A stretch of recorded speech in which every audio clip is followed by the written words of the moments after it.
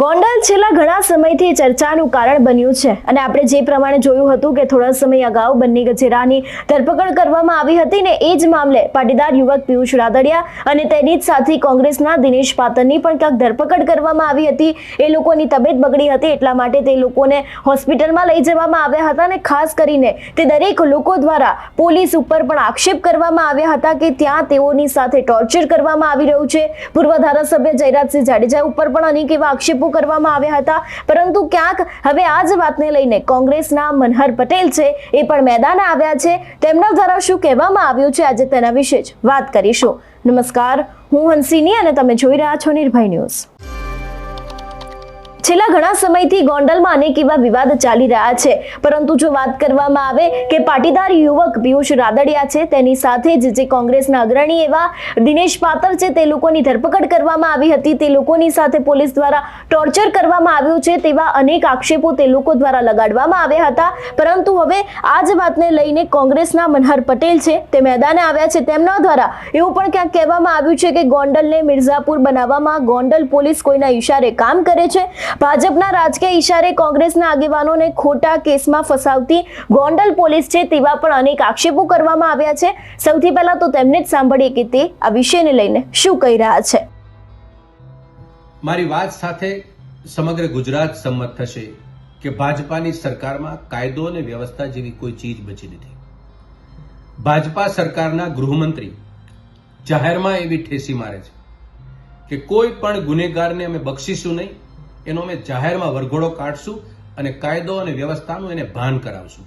આ વાત રૂપાળીને સારી લાગે, પરંતુ ભાજપાનો આગેવાન આવા ગુનામાં પકડાણો હોય, બળાત્કાર કે દુષ્કર્મની ગુનામાં પકડાણો હોય, એનો કોઈ વરઘોડો કાઢ્યો હોય એવો ગુજરાતમાં એક પણ દાખલો નથી અને ગુનેગારો પકડાય છે એના અનેક દાખલા છે। થોડા દિવસ પહેલા સુરતમાં ભાજપનો એક આગેવાન, એના ફોટા ટીવી મીડિયાના માધ્યમથી અમને મળ્યા।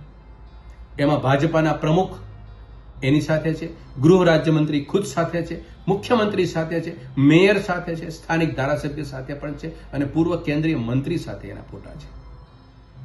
એનો વરઘોડો અમે જોવા માંગતા હતા। અમને એવું હતું કે ગૃહ રાજ્યમંત્રી બોલે છે એ પણ કરી બતાવશે, પરંતુ ગુજરાતના ગૃહમંત્રીને એ મુહૂર્ત ન મળ્યું, કારણ કે એ ભાજપનો આગેવાન હતો। થોડા દિવસ પહેલા અમરેલીની અંદર એક દીકરીનો વરઘોડો કાઢવામાં આવ્યો। આજે એ દીકરી સવાલ કરે છે ગુજરાતની પોલીસને અને ગુજરાતની સરકારને અને ગુજરાતના ગૃહમંત્રીને કે મારો વરઘોડો કયા કારણોસર કાઢવામાં આવ્યો હતો, મને ન્યાય મળે।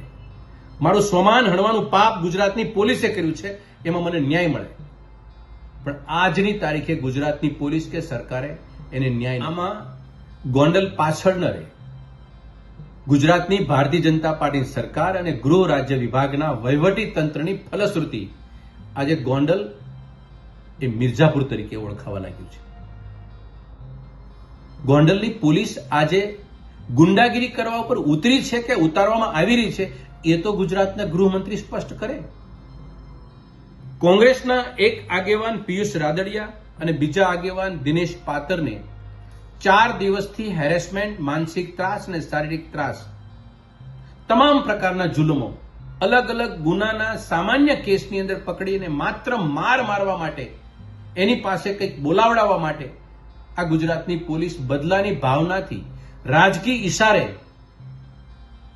એના ઉપર જુલમ કરવામાં આવી રહ્યો છે અને સરકાર મૌન છે। અમે સરકારને સીધો સવાલ એમ પૂછીએ છીએ કે પિયુષ રાદડિયા એ કમ્પ્લેન કરે છે, તમને પોલીસને કમ્પ્લેન કરે છે કે મને મારા શરીર ઉપર અસહ્ય માર મારેલો છે, મારાથી સહન નથી થતું। એ હોસ્પિટલ, સિવિલ હોસ્પિટલ પોલીસને લઈ જાય છે, પીઆઈને ખબર પડે છે કે એ હોસ્પિટલ ગયા છે, કંઈક બોલી નાખશે, કંઈક નિવેદન આપી દેશે, ત્યાં એ ડોક્ટરને પણ ધમકાવે છે, એક સામાન્ય ટેબ્લેટ આપી અને પાછો પિયુષ રાદડિયાને એ પીઆઈ ગોંડલ પોલીસ સ્ટેશનની અંદર લઈ જાય છે। અલગ અલગ પોલીસ થાણા ઉપરથી ફરિયાદો એના પર થાય છે। આ કયા પ્રકારનો જુલમ, કયા પ્રકારની બદલાની ભાવના? આ ગુજરાતના ગૃહ રાજ્યમંત્રી ગોંડલની પોલીસની હરકતથી અજાણ છે? આવી બદલાની ભાવના સાથે કોંગ્રેસનો બદલો લેશો અને આ પ્રક્રિયા ગુજરાતની નહીં, સમગ્ર ગોંડલની નહીં, સમગ્ર લોકો આ ટીવી સ્ક્રીન ઉપર જોઈ રહ્યા છે કે ગુજરાતની પોલીસ કોંગ્રેસના આવા નિર્દોષ આગેવાનોને ખોટા કેસમાં ફસાવીને એના ઉપર કઈ રીતનો બદલો લઈ રહ્યા છે અને કઈ રીતે એની પાસે જીભાનમાંથી ઉલટાવી રહ્યા છે. આ બંધ થાય. હું ગુજરાતના મુખ્યમંત્રીને અને ગુજરાતના ગૃહમંત્રીને તાકીદ કરું છું, ખબરદાર કરું છું. આ એક જુલમ છે. કાયદો અને વ્યવસ્થા ખુદ તમારી પોલીસ તોડી રહી છે ગોંડલની બજારમાં અને પોલીસ સ્ટેશનના થાણામાં. એ હર હાલ બંધ થાય. અને આ પરિસ્થિતિની અંદર ગુજરાતની અંદર જે સંદેશો છૂટે છે કાયદો અને વ્યવસ્થા તૂટવાનું, એનું મુખ્ય કારણ ભારતીય જનતા પાર્ટી સરકાર અને ગૃહ રાજ્ય મંત્રીની નિગરાનીમાં ચાલતો ગૃહ વિભાગ છે. એટલે જે પ્રમાણે તેમના દ્વારા અનેક એવા આક્ષેપો મૂકવામાં આવે છે અને ખાસ કરીને ગોંડલમાં જે અત્યારે હાલ પરિસ્થિતિ ચાલી રહી છે તે વાતને લઈને પણ તેમના દ્વારા ઘણા બધા આક્ષેપો, ઘણા બધા ખુલાસા કરવામાં આવ્યા છે. તમારું શું માનવું છે આ વિષયને લઈને અમને કમેન્ટ કરીને ચોક્કસથી જણાવજો. તેની સાથે જ અમારી ચેનલ નિર્ભય ન્યૂઝને લાઈક, શેર અને સબસ્ક્રાઇબ કરવાનું ભૂલશો નહીં. નમસ્કાર.